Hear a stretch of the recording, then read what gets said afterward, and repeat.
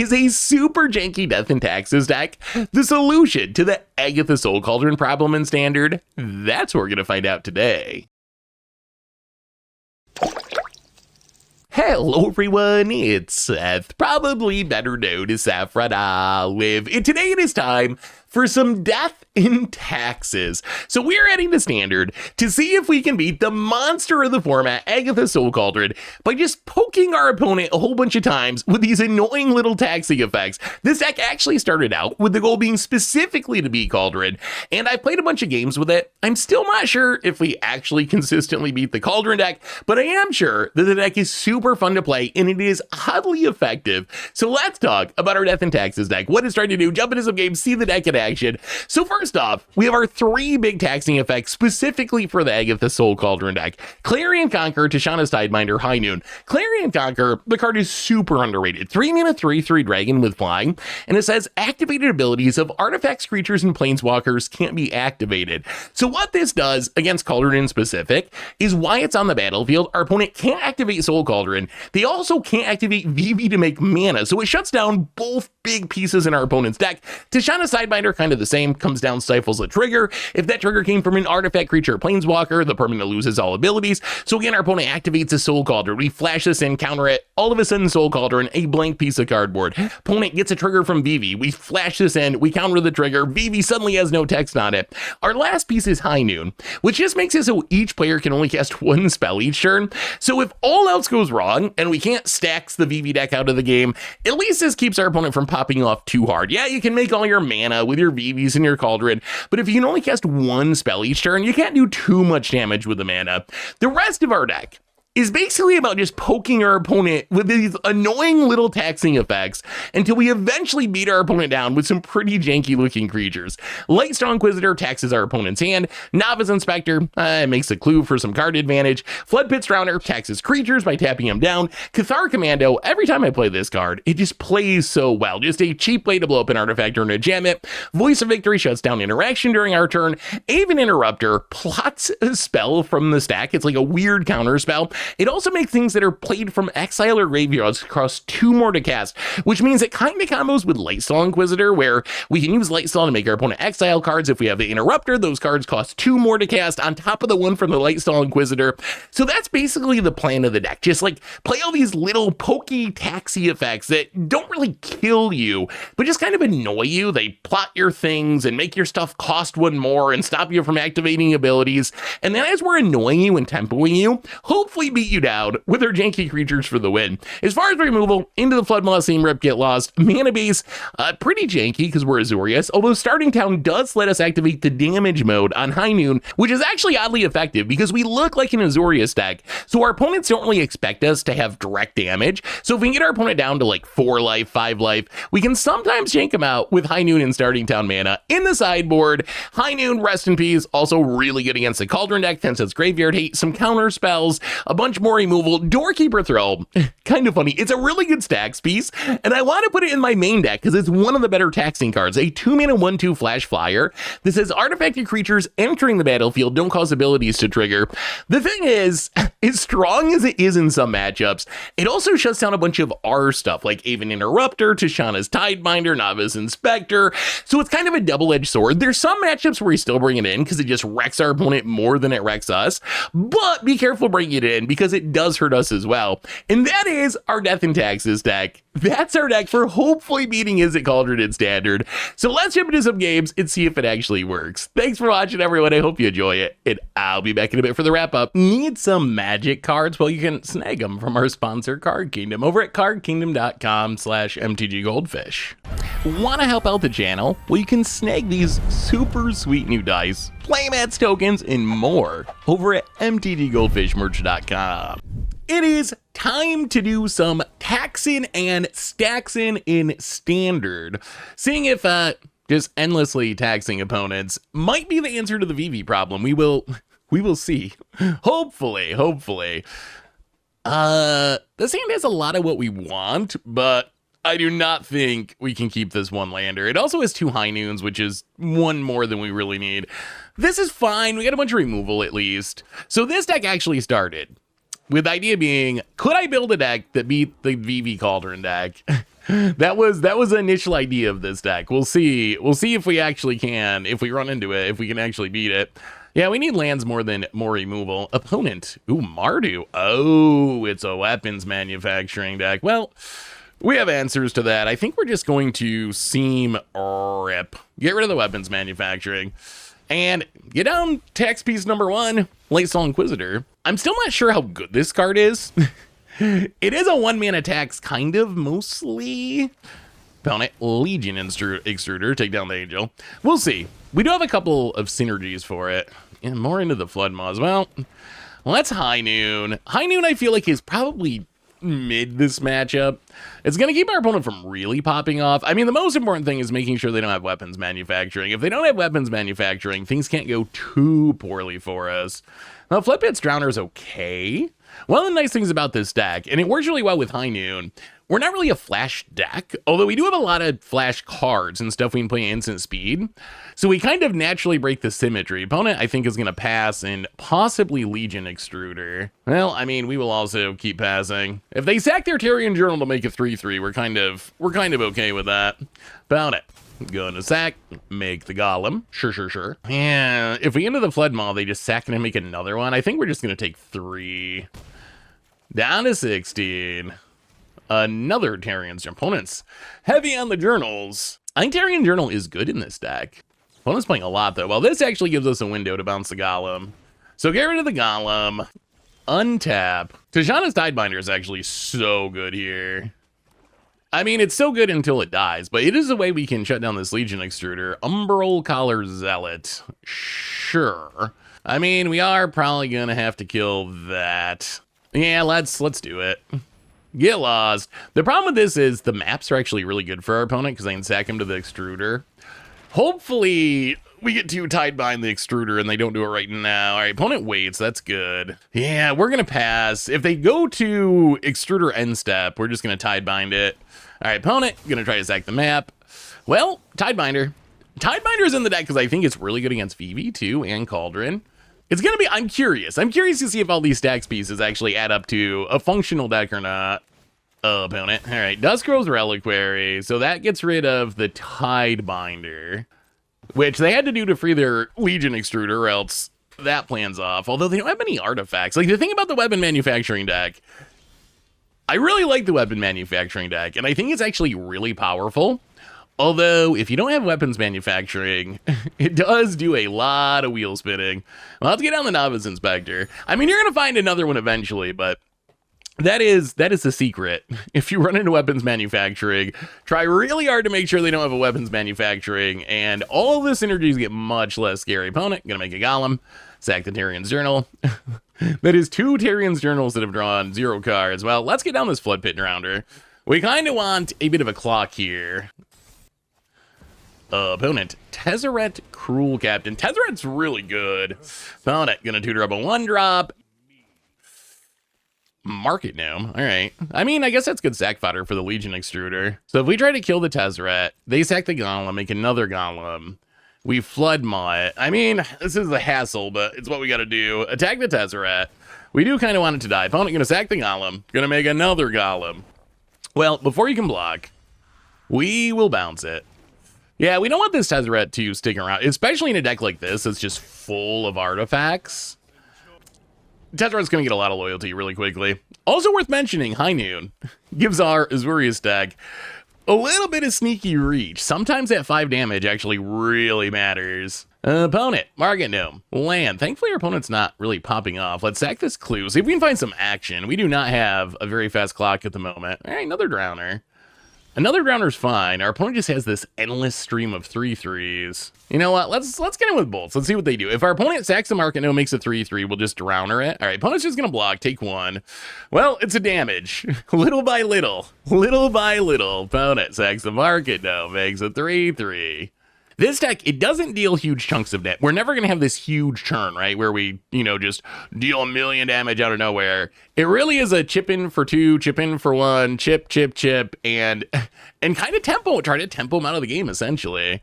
We have not drawn a ton of stacks pieces. Clarion Conqueror would be an insanely good draw here. But we'll play the Flood Pit Rounder. Opponent, Even more Tezzerets. All right, Tezzerets for days. What are we finding this time? They might be running out of good things to tutor up. I don't know how many busted one-man artifacts can they play. Opponent gonna sack the Golem. Gonna make another Golem. Tezzeret gonna put a counter on it. Well, okay. We will just keep drawing Flood Pits Drowners, which are actually super good here. Drowner. Tap down that Golem. I'm still not sure if we're actually winning because of this. Like, we're killing Tezzerets, we're building up a board of Flood Pits Drowners, but that is about it. Yeah, let's actually, this puts our opponent in a tough position, right? Where they need another artifact to sack. Oh, demand answers, okay. I mean, if our opponent doesn't have artifacts, they can't sack anything to Legion Extruder, and then we actually start getting through a decent amount of damage. Opponent. The Tezzeret flood. Tezzeret ticks down. What do we find?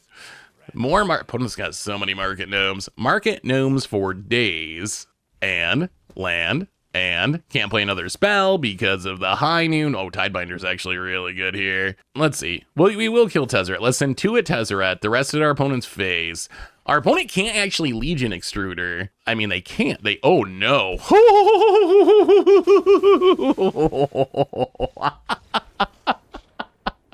Well, that did not go the way our opponent hoped. Opponent sacks the Duskrow's Reliquary, gives us back the Tidebinder to counter their activation and make Legion Extruder lose all their abilities.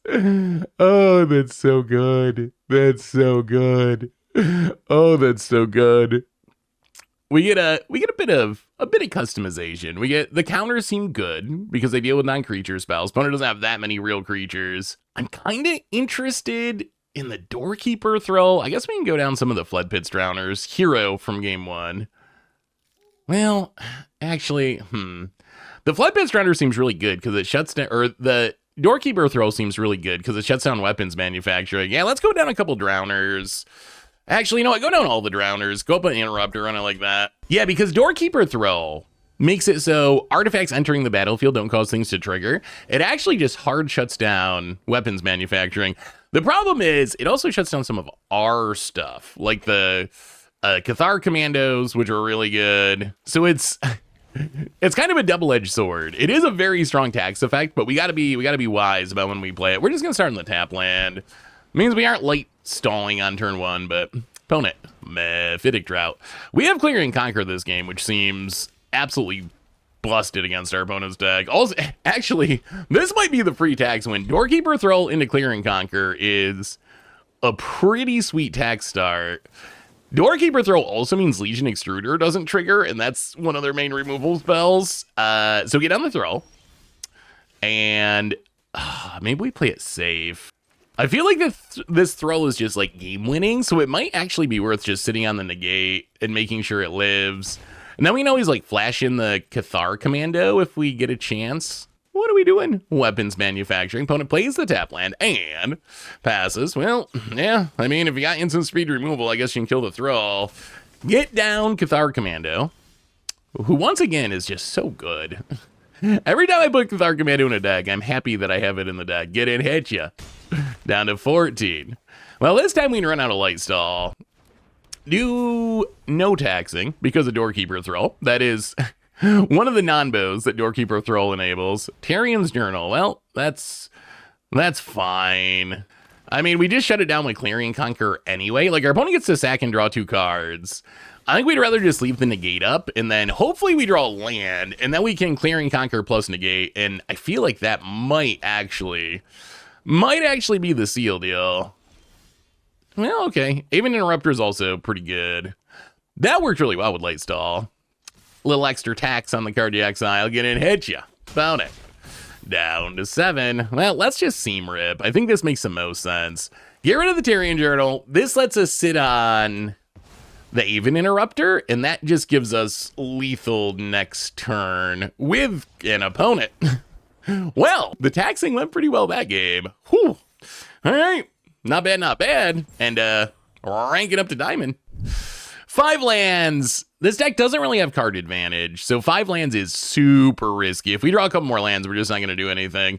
I would much rather have 2 lands like this hand than 5. Opponent plains and okay, some sort of life gain. Interesting. We will see how this goes. Well, let's just lead on the tap land. We could seam rip the case, but I don't think it's really worth answering yet. Hopefully they don't have like a Johnny's Pride Mate or Amalia or something.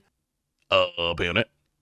Starscape Cleric. Okay. Oh, this might be like a Raise the Past deck, possibly. Well, let's play the plains, and I think we just get down the Novice Inspector, get a clue, seam rip. We're going to let the life gain stick. We can always answer it with the Cathar Commando, our sneaky underrated hero that just every time we draw it, it's so good. It's so good. Why does no one play Enduring Innocence? That's awkward. Well, there's another commando. If our opponent blocks, then we can Cathar Commando and actually get rid of this Enduring Innocence forever. But our opponent, wise to that plan, a card advantage engine going. So we could Commando blow up the case just to keep them from gaining life. That doesn't really seem worth it yet. Sure. Opponent gonna gain a life. Opponent gonna draw a card. Gonna drain us for 1. At least the Cleric can't block our stuff. Yeah, we don't really want them gaining more life. We're going to tap down the Enduring Innocence with Pit Drowner, I think. Well, get in, hit you. Bonnet. Down to 17. And yeah, this time we're going to use Cathar Commando, I think. All right, well, Essence Channeler. We're definitely going to Cathar Commando. We cannot let that start growing or we're going to die. So Cathar Commando, blow up the case. Unfortunately, that means it's 1 less body we can attack with. Opponent gets to draw a card. And has another case of Anine Feast. Gets an Itzis down to 16. I don't feel like our tax pieces do a whole lot against this deck. Head ya down to 14. We can Voice of Victory, bounce. Yeah, we're just going to pass. We might have to Cathar Commando the case again. Once they start getting oh god, okay. Well, I mean, we definitely have to do this now. Opponent, another Essence Channeler. So Cathar Commando, still being good. Blow up case number 2. So this means our opponent doesn't get to gain life and grow stuff. And then we'll bounce Enduring Innocence. So they don't get to draw a card. I mean, the problem, this is working for now. The problem is we're down to 1 card in hand and our opponent has a million cards in hand. Yeah, Tishana's Tidebinder could do things eventually.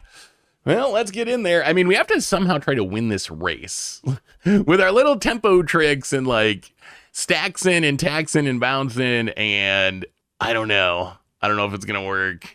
So we could Voice of Victory. They're going to just replay Enduring Innocence, right? Yeah, let's Voice of Victory. If we leave a Tidebinder and they just replay Enduring Innocence, we kind of just skip our turn. So I think it's better here to get the clock down. If they do something else, that could be bad for us. But I assume they want to get back down the Enduring Innocence. Yup.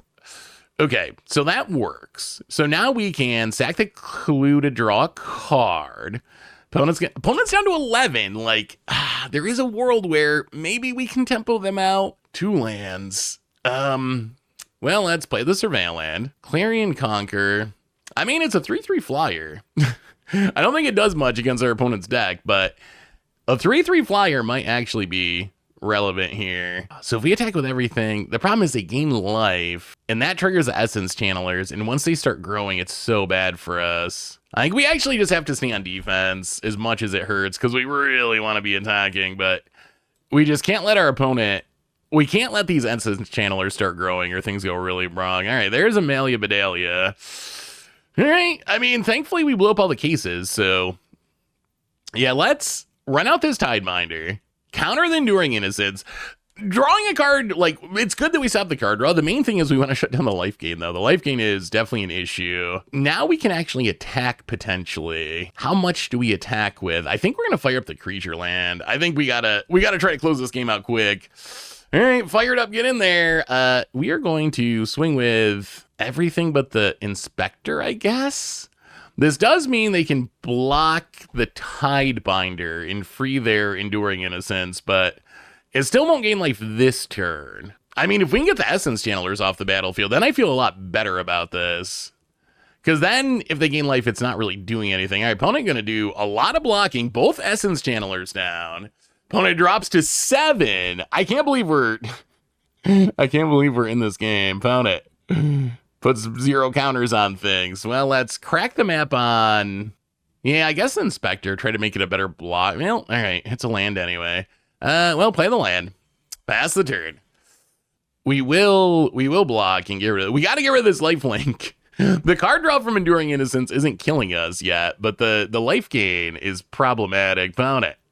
Gains a life, drains us, grows a Amalia. We're also down to 7, which is not the biggest amount of life I've ever seen. Thankfully, Amalia hit a land. That would have been bad if that started growing. All right, get lost. Taking down the voice. Sure. Ooh, we have an interrupter. Is there a way we jank them out? Awkwardly, the Clear and Conquer shuts down our maps, but they don't love you like they love you anyway. Hey. Pass turn. I'm sure like 5 people know what I'm talking about. About it. Gonna go after the Clarion Conquer.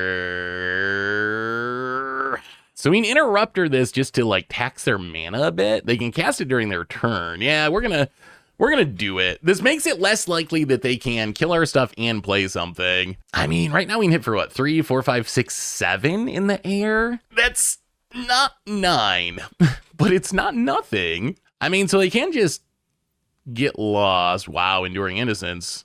Okay. I mean, oh, we're so close. I can't believe this game ended up being close. I thought we were so dead, but our annoying little tempo-y stuff is kind of keeping us in it.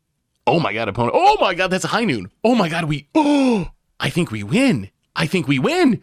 The High Noon, we have exactly enough to cast it in 5 of them. That is the beauty of High Noon, is no one expects a burn spell out of an Azorius deck. Hit ya, down to 4, play the High Noon, sack the High Noon. Oh my god, it tapped the starting town. Oh, Rena. Oh, we got auto. We're trying to do a little taxing and staxing in Standard, and this hand looks pretty good. 2 lands and a whole heap of action. Opponent leads on a Verge. Well, land go. Opponent, Plains, and Dredger's Insight. Ooh, is this... Oh, it's a Kona. I see. It's Selesnya, Kona, the Saramea, whatever shenanigans with the planets. Interesting. I wonder how this... I feel like our taxing stuff might be good here. Tidebinder is really good against Kona. Tidebinder might just actually be really good. Tidebinder and Cathar Commando are 2 cards that every time I play them, I'm like, they're just so good. Well, there's the Saramea. Gonna tutor up, I presume, a Kona. That's usually what it is.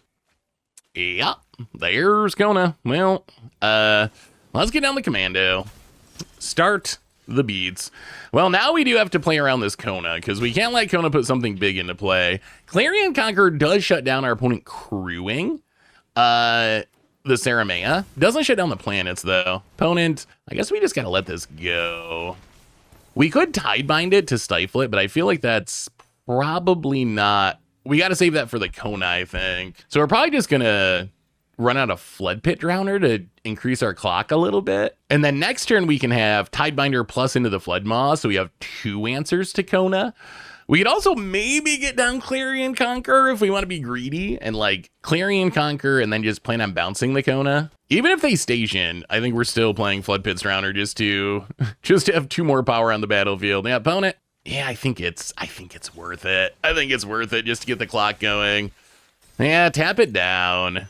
Well, we draw Avian Interrupter. Interrupter is actually not bad either. That's another temporary answer to Kona. We might not be good at killing Kona, but we are pretty good at annoying you for several turns before you Kona us. What if they have a protection spell? Yeah, let's play it safe. Let's play it safe. Opponent, summon Fenrir triggers, sure. We just really can't let them put something big into play with Kona. That is the disaster. If we do that, we just lose the game. So we have to be really careful not to let that happen, because that is the quickest and easiest way for us to just not have any shot in this game. Opponent, another planet land, and another summon Fenrir. I mean, I guess we can interrupt it just to get another body on the battlefield. Like, this is kind of how the deck works, right? Like, none of our creatures are that powerful, but it's like, well, here's a 2/2, and your thing doesn't work this turn. Here's a 2/1, and you got to pay an extra mana for your spell. So all these little, like, taxing effects and tempo effects eventually end up to like, now we actually have a decent amount of power on the board. Our opponent's at 12. We get to hit him down to like 7, and all of a sudden we have a lot of pressure. It's kind of funny how the deck works like that. Lightstall, I'm still not sure how good it is. It fits the theme of the deck of just like annoying you with these little taxing effects. Being a 2-1 Vigilance is also not bad. Like, it is one of our more aggro cards, but it also has never felt, it's always felt okay. Like, it's never felt horrible, and it's never felt great. It's kind of always like, yeah, I guess it's good enough. It is cute with Aven Interrupter, because then the thing that they put in exile, they got to pay 2 more for. Then Lightstall is actually great. Like, in this scenario, although they just exile the land anyway. Well, get and hit you. Bound it. Down to 5. But yeah, Lightstall is really good with Interrupter. Opponent, summon Fenrir. Gonna go away. Opponent draws a card. I think we might be good. With Tidebinder and Into the Floodmaw, I think we can defend ourselves from Kona and... All right, summon Fenrir, sure. And I imagine our opponent's got to go for Kona at some point. I feel like they're afraid we have a counter and they're trying to play around it, but at some point you just got to go for it, because if you don't, you're just gonna die to our janky beats. Is it Kona time? Is it Kona time? I think they have to do it this turn, right? How do they not go for it? Because they are just dead on board currently. I guess it is cute. Lightstall also just puts the thing in exile, so it's, I guess it annoys Kona a little bit, because Kona only puts things into play from your hand. So I guess that's another little upside in the matchup. Opponent's really tanking on this. I just don't see, I mean, unless they have a Wrath or something, I don't see, they got to do something. All right, there's the Kona. Sure, opponent's going to be so happy. that your Kona's not getting countered. They were, oh my god, it worked. It worked. I get to do it. I get to turn on the Saramea. I get to tap my Kona. All of that is true. You do get to do all those things. And then you also get to die. I found it. Yes, you did it. You tapped a Kona. You get to go to combat. You get to go to your second main phase. I imagine they got to stay on defense, right?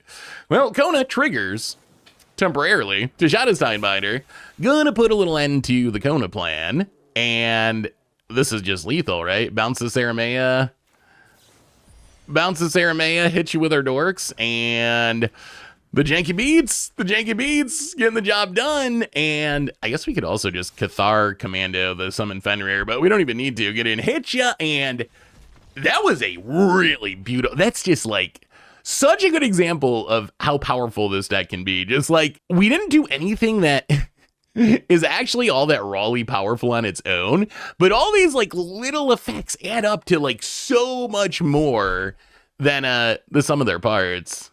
Sideboard wise, we do not have much. I guess maybe Interrupters are okay. I feel like the High Noons don't really do anything. I guess the Interrupters are probably fine. The Commando, I guess, gets the Spacecraft. Try it like that, I guess. On to game number 2, we're going to be on the draw for this one.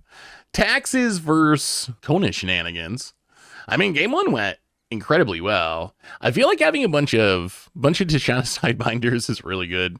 Really good against Kona. It's just like such a clean answer. The real test, though, is Vivi. We haven't run into Vivi yet. If we run into the Is It Cauldron deck, can we actually be Is It Cauldron? Which was the reason that I built this deck to begin with. Is that was the quest. What if you just tried to build a deck that could be Is It Cauldron? Is it possible? Is it possible? So hopefully, I've never actually wanted to play against Cauldron before, but this time I actually hope we play against Cauldron because I want to see how we do. Sand actually seems kind of great. I mean, we have Into the Floodmaw. We only have one temporary Kona answer, but Clearing and Conquer is pretty good. That shuts down the Saramea plan. And then Flood Pits Rounder, not great against Kona, but it's good against things. Opponent going to commune with beavers. Finds themselves a planet land. Sure. Well, play the land and we're going to get down Voice of Victory. Voice of Victory is so good. It's actually a clock. Like, all right, there's a Saramea. Oh, Valgavoth. Okay. Well, that must mean they have Kona in hand. Because if you don't have Kona, you're almost certainly tutoring it up with the Saramea. Well, hit you for 3.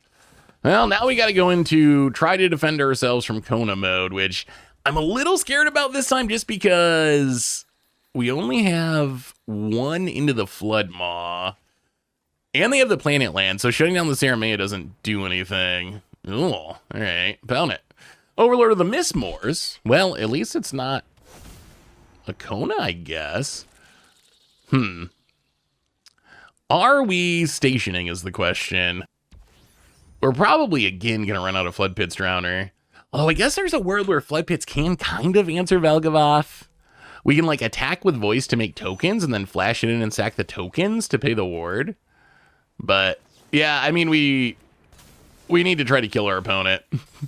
Words of wisdom in Magic. Try to kill your opponent. That is usually a good plan. Well, play the land. Get in, hit ya. I mean, opponent is down to 12. Now we're definitely going to play Clarion Conqueror. Play the Conquer. This shuts down the Saramea plan. If they have Kona, we can bounce it for a turn. Oh, we might be one turn short because then they can Kona again. This is going to be very close if they have Kona because we need at least 2 more turns to win. Maybe 3. What do we got? We could use a Tidebinder would be great. One more Kona answer and I'll feel pretty confident. If we draw one more card that can slow down Kona. Bone it. More planet lands. And there's the Kona. All right. I mean, that's fine. Opponent can tap it to a planet land. And then we will bounce it. Sadly, Flood Pits Drowner, as good as it is very bad against Kona in specific.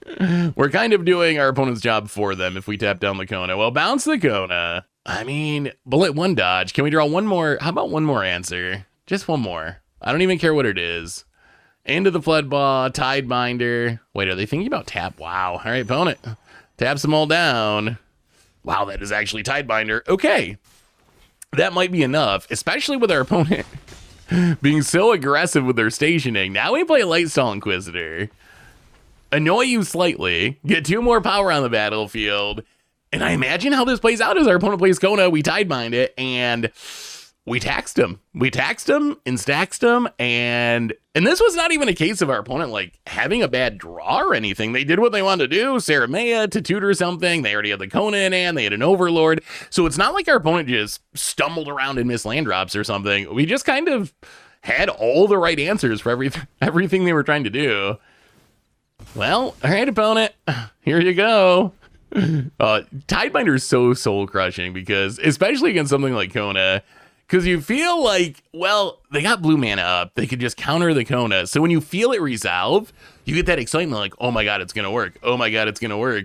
And then Tidebinder is just the ultimate dream crusher. Our opponent would like to be crewing up this or stationing up the Saramea so they have a big flying blocker, but we got that covered with Clarion Conqueror. Clarion Conqueror is actually pretty good. It actually taxes a lot of stuff. It is still killable, of course, which means it's not like game breaking or something, but Clarion Conqueror actually hits on a lot of random stuff. Opponent, gonna tap the Kona to the planet land. Sure. Starting town, our nemesis. Friggin' arena auto tapper, my God. All right. Or the light stall. Sure, that's fine. Do we still have lethal? I think we still have lethal. Opponent. Because we also get Tidebinder on the battlefield. Well, let's Tidebind. Stifle that Kona trigger again. And opponent blocks, dies. Yeah, I mean, I think that does it. And we even draw the end of the Flood Maw. We'll run out the Flood Pits Drowner. We're just going to make sure. Bounce that insect and smack you a bit. And that went incredibly well. Like, we just picked that deck apart. Picked them apart. And, well, that's the power of taxes. When we're not getting got by the arena auto tapper, this deck's pretty good. Ooh, all right. I mean, we got to keep this. 2 lands, no blue mana, but this hand's pretty good. And odds of us finding, it's not like we're keeping a 1-lander. Odds of us finding a land are not bad. We're playing 24 lands, so we're not being super greedy or anything. Well, Plains and Voice of Victory. Ooh, is it? Is it time? Is it time for the Prophesy Dead? Okay, well, here it is. This is the matchup. Can we beat Vivi? Oh, there's a High Noon. High Noon is one of our best cards here. Get in, hit ya. The bad news is this hand is actually like insanely good in the matchup. Like the Clarion Conqueror shut down Soul Cauldron and Vivi. Tishana shuts down Soul Cauldron or Vivi. We have 2 into the Flood Maws to bounce Vivi. We have a High Noon. We have literally everything. Everything we could dream of to beat Vivi, except for land number 3. We have done the hard part, which is finding all the perfect stacks pieces for the matchup. Own it. Winner. Night stories. Hooray. Gonna draw some cards. Gonna make Vivi huge thanks to Prop's Eidetic Memory. I mean, so they can only cast one spell. So even though Vivi's gonna pop off here, they can't use the Vivi mana for anything, which is kind of part of the power of High Noon. Bound it. Yeah, Vivi. Up to 4 power. Getting and hitting us. Well, we're gonna run out the commando. I mean, opponents at 14, we get to hit them for 6 down to 8. If we can just draw a blue source, if we can just draw a blue source and bounce Vivi with the High Noon out, I think we're probably good. Oh, I guess okay. They can use the mana to fire up this Soul Stone. Get in, hit you. Man, we're just not gonna find land number 3. Play the light stall. Opponent's down to 8. Oh, we just needed one more land. Oh, man. Those Clarion Conquerors and Tidebinders and Floodmaws staring back at us. Well, save us, High Noon. You're our only hope. About it. Another Soulstone Sanctuary. I mean, that is a way to get around the High Noon. At least they have something to do with their mana with Vivi. Oh. Oh. See, that's the thing. Opponent going to into the Floodmaw, bounce the High Noon. So that's the thing about this deck. They have answers, right? They have stuff like Abrades, they have Into the Floodmaws. So we really need multiple of our tax pieces. Like, just one piece is not always going to be good enough because our opponent can do exactly that and bounce it. That's where not drawing land number 3 was really painful. Because if we also had like a Clarion Conqueror or had Tideminder available or something as another way to shut down Vivi, then we can survive and into the Floodmaw. So that's part of why we have so many of these stacks pieces, is because the Cauldron deck is so good and it has such good answers and so much card draw to find the answers. We really can't trust that just one piece is going to be enough to do it. We really need multiple pieces. Now we probably die. So the opponent, Winter Moon Stories, Vivi up to 6 power, bunch of cards in hand, Abrade. Gonna kill the Cathar Commando. Well, we will blow up the Prop's Eidetic Memory, although the fact that they're going at the tap Cathar Commando makes me think they must have another Prop's Eidetic Memory. Yep. And Vivi pings us. Wait, are we actually just... Man, Vivi's so incredibly busted. We started at like 18 or something, and Vivi... Or 16 probably. And Vivi at 4 power with a High Noon, and we ended up dead somehow. Well, okay.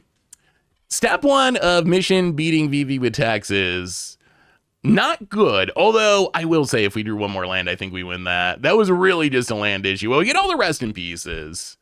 So now we get to add some more graveyard hate to the mix. The Cathar Commandos are good. And maybe go on the Interrupter. And, yeah, let's run it like that. So the big pieces in this matchup, Clarion Conqueror, Tishana's Tidebinder, after sideboarding Rest in Peace, and then just the interaction and removal. All right. Well, this we're going to keep. We got the Rest in Peace. We got 2 Tidebinders. Again, we have 2 lands. Now we have 3, though. Okay. Surveil land comes through. Well, here's a Marauding Mako. Play the land, and I think we just voice a victory here. Rest in Peace. We could just run out Rest in Peace. But if we run out Rest in Peace, that tells our opponent, well, I better discard my Soul Cauldron, which our opponent plays. I better save that and discard it. Now our opponent spent 2 mana to play the Soul Cauldron. Now Rest in Peace is actually way more exciting because we can actually tax our opponent a little bit with it. Now we're going to get down the Rest in Peace to be safe. And Lightstall Inquisitor. Do a little taxing. Make you exile something. Opponent exiles a land. Sure. It's going to come into play tap, though. Opponent, land, and Winter Night Stories. Yeah. I mean, Soul Cauldron with Graveyard Hate, not a concern. Ooh, Into the Floodmaw, too. Get in, hit ya. Land number 4 wouldn't be bad. One more land, and then we can 3-drop plus Into the Floodmaw. One more blue source, actually. Well, hit you to 11, pass the turn. I mean, we can play literally our entire hand at instant speed, which is nice. Opponent, Prop's Eidetic Memory. Sure. Well, we're probably just going to Flood Pit's Drowner, I guess. Opponent. Ooh, there's the tap land. Got light stalled. Yeah, let's just Flood Pit's Drowner, tap it down. And opponent scoops it up, and that went much better. That went much better. Drawing that third land made all the difference. Okay, maybe we can actually beat Vivi. Yeah, I mean, we're going to run it back. We're going to run it back, do that again. Oh, come on. We got to do it on the draw.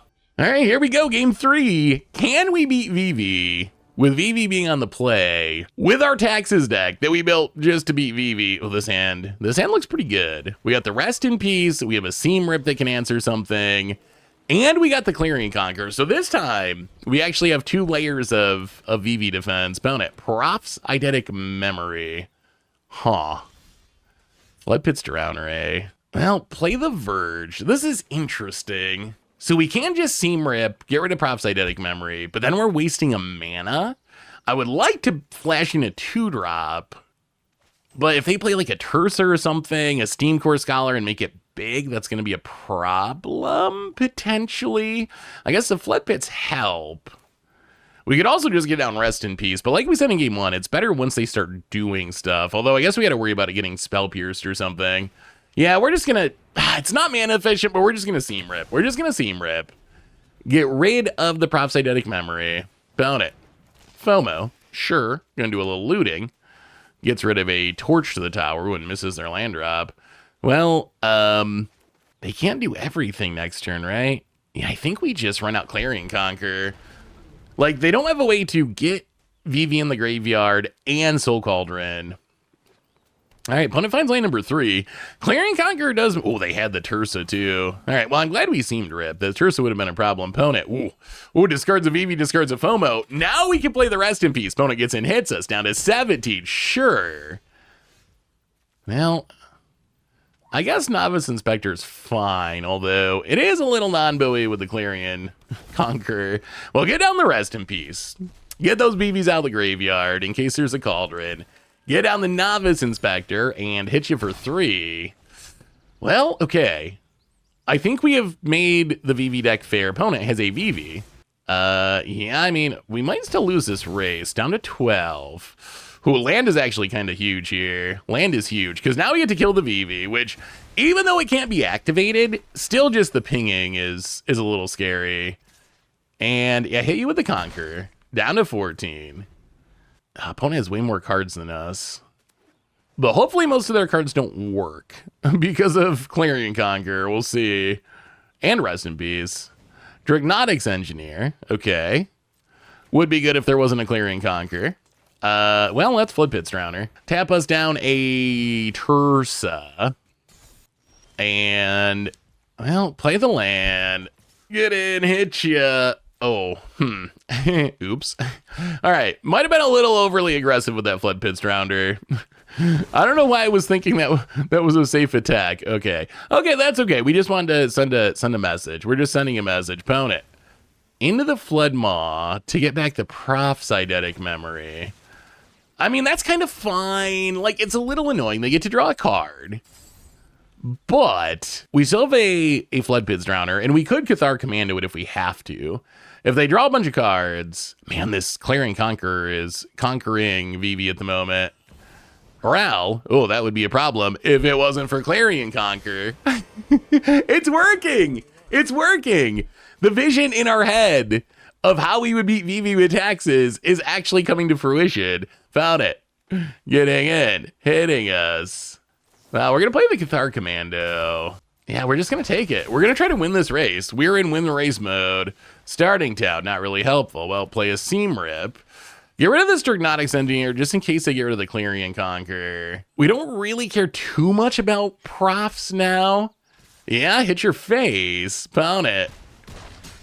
Down to 3. Play the starting town. If they go off with Profs, we just tap down whatever they play. Are we going to beat Vivi? Are we just actually going to tax Vivi? Opponent. Oh, they found it. They found it. There's the answer to Clarion Conqueror that frees our opponent's stuff. We still got the Rest in Peace, so we're not just going to get comboed, but this does free Ral. It does free the map tokens. I mean, opponents got to be careful, though, because they're at 3, which means if they get too aggressive, we can probably just win with the Flood Pit's Drowner. Found it. Gonna crack the map on the fear of missing out. Finds a Marauding Mako. Sure. Gonna mill it. Gets a counter. Opponent. Gonna crack on Tersa. a Vivi, which I don't even know. Yeah, opponent doesn't even want it. They can't kill us. I mean, if we play this, do we win? I think so. So play the Flood Drowner, tap down the Tursa. We can also blow up the FOMO with a Cathar Commando. Opponent's going to make an Otter. Actually, are we one? I think we're 1 damage short. An opponent, wow, scoops it up, and apparently we're the Vivi Assassins. We just took down the best deck in Standard with some Clarion Conquer action. Wow, that went perfectly. Game 1 was awkward because we didn't hit our lands, although I'm pretty sure if we hit one more land, we would have won that game. Games 2 and Games 3, we actually kind of picked them apart. Maybe we actually found the answer to Vivi. Sweet. All right, it is time to do some taxing. We're buying some Death and Taxes, some anti-Vivi decks, Death and Taxes. Seeing if we can actually tax our way past Vivi Cauldron. This hand looks pretty good. We got a nice curve. Light Saw Inquisitor into Voice, into Tidebinder, hopefully. Well, let's see what our opponent exiles. Opponent exiles a land, which they were going to play tapped anyway. That's kind of the problem with Lightstall is it doesn't always even annoy our opponent. In this case, it was just a Savannah Lions because it was going to be a tap land anyway, but found it, another tap land. Sure. And Seam Rip. Oh, opponent might be Azorius Control. Well, let's see how Control goes. I think we actually might just blow up the Seam Rip. We don't want to land another land. Well, I mean, we get to get in hit you down to 16. Yeah, I think we actually, like, we can't really do anything else meaningful this turn. Giving our opponent maps is awkward, but they're a control deck, so they shouldn't have many creatures. Yeah, we're going to blow it up, get back the Voice. Opponent, Surveil Land, Meticulous Archive, passes to High Noon. I don't think High Noon is especially good against control, although the damage could be relevant. The problem with High Noon, we're just going to pass, leave up Tidebinder and Flood Drowner. The problem with High Noon is it makes it very easy for our opponent to counter our stuff. If both players can only play one spell, our opponent knows, ooh, Biza, but, that would be a problem if it wasn't for Tishana's Tidebinder. Stifle that trigger. Oh, there's Clarion Conquer. Well, I mean, we got it. If they untap and play a Wrath, things are very sad, but tap down the Biza, get it, hit ya. Flood Drowner, opponent down 2-3, and now we will play the High Noon, just because if we draw a starting town, we can just win. Well, in 2 turns, because it's going to be tapped, but still, if we find a red source, which is just starting town, Prayers of Binding, interesting. Going to bind the Voice of Victory, opponent goes back up to 5. I mean, we have more than 5 points of damage, though. Creature land, attack ya. Wow. Oh, we just kind of crushed his Azorius Control. Oh, wait, maybe this deck's actually legit. I don't want to say it, but did we break it? Did we break it, opponent? Opponent. Well, we're going to bring in the negates for sure. Negates are great. We don't actually have that much in the sideboard. I guess Clarion Conquer, I don't think does much of anything unless they sideboard into Planeswalker. Although the thing about Conquer is, yeah, we're going to go down the High Noons. The thing about Conquer is, it still is a 3/3 flyer, which is not bad. Yeah, it's mostly bring in whatever counters we can, bring in the interrupters, and hope for the best. Run it like that. On to game number 2, we're going to be on the draw. This hand seems fine. A bit on the land heavy side, but really seems reasonable. Opponent Meticulous Archive, sure. The Voice of Victory is very good against control, and Interrupter is actually very good. So what we really want to do, I mean, game one, we can do that too. If we just do what we do in game 1 repeatedly, that's fine. But I think the idea is we want to pressure, and then hopefully have a counter or an interrupter. When our opponent goes to, get lost the Voice, sure. When our opponent goes to cast a Sweeper. So that's kind of our job, is to get enough early pressure that we can win the turn after our opponent sweeps. Well, Voice of Victory, crack a map. Yeah, we'll keep a Tidebinder. Opponent. Oh, opponent also a Clarion Conqueror believer. Well, play a land, and yeah, we're just gonna bounce it. We're gonna stay aggro. Bounce it, hit you for 4. down to 16. And, I mean, leave up the Interrupter, leave up the Tideminder, pass the turn, opponent land. Consult the star charts. Yeah, we're gonna interrupt that, I think. It kind of makes our opponent skip their turn. Flood Pit's Drowner. I mean, I guess we crack a map here. Let's crack a map on, I guess, the Interrupter so we can get through the creature land. Do not want a Novice Inspector at the moment. Well, get in hit ya. Found it. Down to 9? Okay. Well, let's see what they got. Oh, man, we're close. We are close. Opponent, land. Surveils. They can cast the Consult the Star Charts to do a lot of digging, though. Ultima. Yeah. Ultima's actually kind of insane here, because we can't even flash anything in because it ends the turn. Oh, yeah, Ultima was so good there. A normal Wrath would have been, like, still annoying, but it would have been fine, because we could have just flashed in. We could have just flashed something in to keep the pressure going, but Ultima was so perfect. Yeah, oh, it might be slipping away. Consult the star charts with kicker. Opponent gonna dig 7 cards deep, snag 2. Well, opponent passing. Well, let's flash in a commando. Also, they have the Fountain Port, which is awkward for us. And the creature lands. They actually have a lot of mana base value. Well, get in at you. If our opponent makes a fish, we will just Flood Pit's Rounder, tap it down. Yep. So the opponent takes 1 to the fish. Yeah, I think this has got to be worth it. The only problem is it does mean we can't leave up Tideminder, but we need to just force through damage. If they have a Beezer or something, we're going to be sad. But hit you to 5. Pass the turn. Opponent. Surveil land. Can we get through these last 5 points of damage? This is where drawing 1 more land would have actually been helpful. We have 2 Tideminders, but do not have the mana to cast them. We can kill the Biza with the Get Lost, but our opponent going back up to 9 is bad news. That is bad news. And there is a Clarion Conquer, another blocker. Well, I mean, we got to kill the Biza. It is too big to attack through.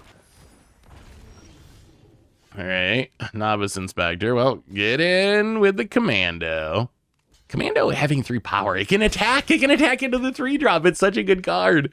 I know. I'm always gushing over Cathar Commando for some reason. Well, play the Inquisitor. Annoy you incredibly slightly, or maybe even not at all if you have a tap land. All right, opponent. Gonna have to pay 1 more for a stock up. Yeah, this is where our deck can't really keep up with the control deck. Like, we need to get more of a tempo win. If it gets to the late game like this, they have ways to refuel, stock up, consult the star charts.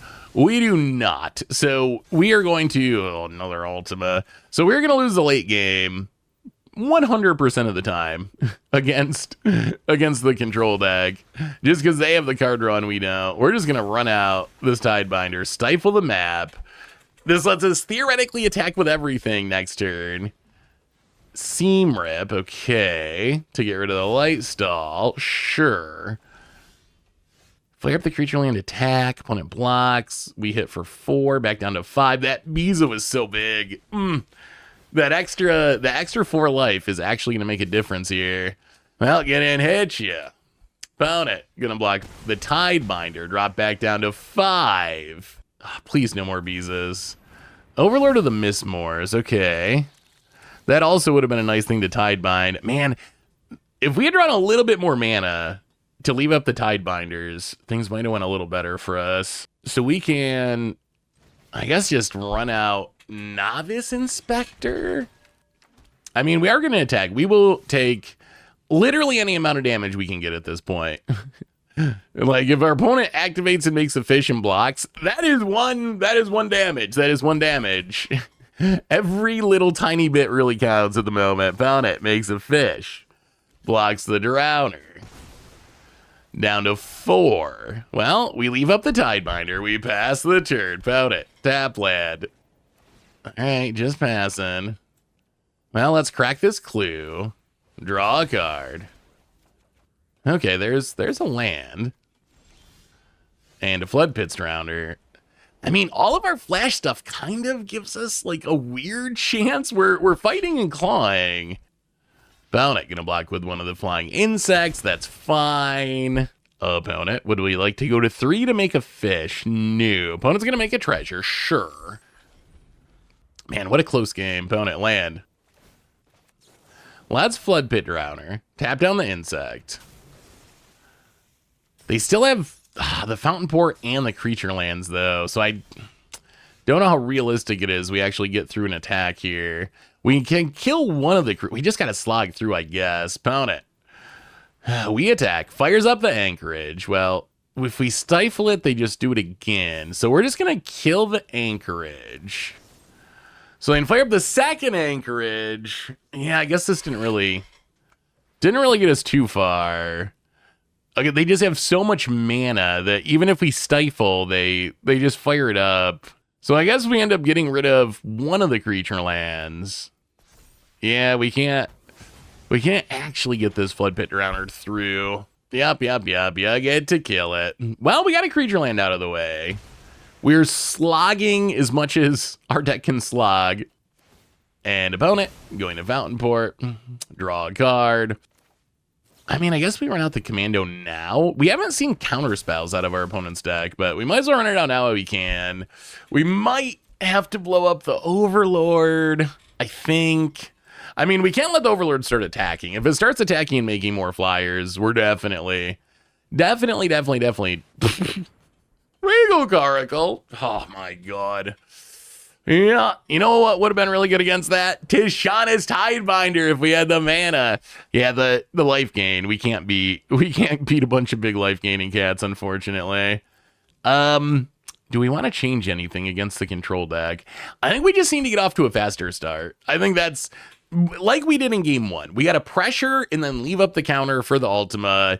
That's how we beat this deck. That game, our opponent just managed to stabilize. The Biza was really clutch for our opponent. Yeah, we're just going to run it. We're just going to run it back. Nothing to change on to game number 3. And let's see how we do. We're going to be on the play, which against control is absolutely massive. That is a huge deal.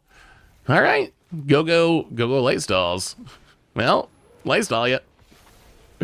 Let's exile. This hand's actually pretty good. This actually does the thing we were talking about against control, which is early pressure, and we have the Interrupter as our counter spell. Into the Flood Maw, not doing anything at the moment, but, well, let's play the Voice of Victory. It might be able to bounce like a Seam Rip eventually. Opponent. Ooh, more blue mana. Okay. Well, go to combat, get in, hit ya. Make some tokens down to 13, and yeah, we're not going to leave up the Mind Sensor this turn. Since they have double blue, they can't Pinnacle Starcage, even if they have it. They can't cast a Split Up. So I think we're safe to not leave up a counter this turn and just get more pressure on the battlefield. And then next turn, we leave up the Interrupter, because that would be the turn they could have a Wrath.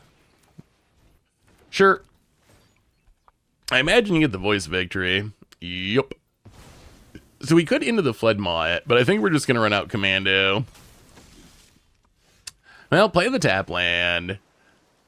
Mill the Verge. And I mean, hit you for 7. Down to 6. It's a 2-turn clock past the turn. We got the Interrupter. If our opponent has an answer, opponent, it's just a tap land. It's just a tap land. And I think we took down the control deck, and this deck actually felt really good. Really good, but I guess we can talk about that in the wrap-up. Be right back. So what did we learn this week about Death and Taxes in Standard? And record-wise, the deck absolutely crushed it. We went 12-4 with the deck for a 75% win rate. And I think this deck might actually kind of be legit. It just actually felt super powerful.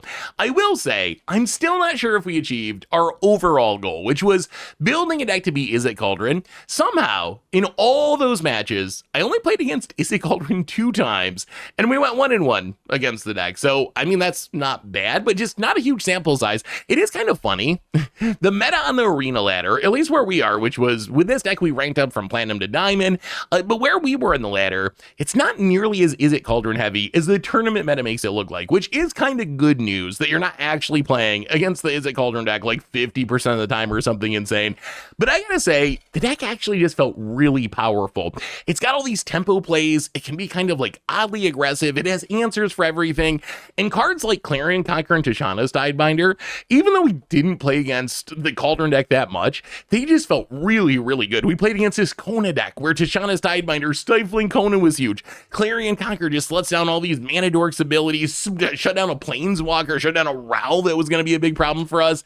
So the deck is just really efficient. It's really tricky. It plays super well with High Noon. High Noon's a really powerful card, but making it so you can only cast one spell each turn is kind of risky because sometimes you want to cast multiple spells. But our deck has a lot of flash stuff in it. We're not really a flash deck, but like Flood Pit Drowner has flash, Tidebinder has flash, most of our removals instant speed, Aven Interrupter. So a lot of times we naturally kind of break the symmetry of High Noon because we can cast one thing during our turn, something else during our opponent's turn, when our opponent theoretically won't be able to do that. So I'm going to say I love this deck. I will warn you though, if you decide to pick up this deck is not going to blow people out. You're not going to get free wins. You're not just going to steamroll people by playing some snowbally threat that your opponent can't deal with. That's not how this deck works. If you look at our games, the deck is super powerful, but it's a lot of like chipping in for one, chipping in for two, tapping down your thing, bouncing your thing, plotting your thing, chipping in for 2 more damage.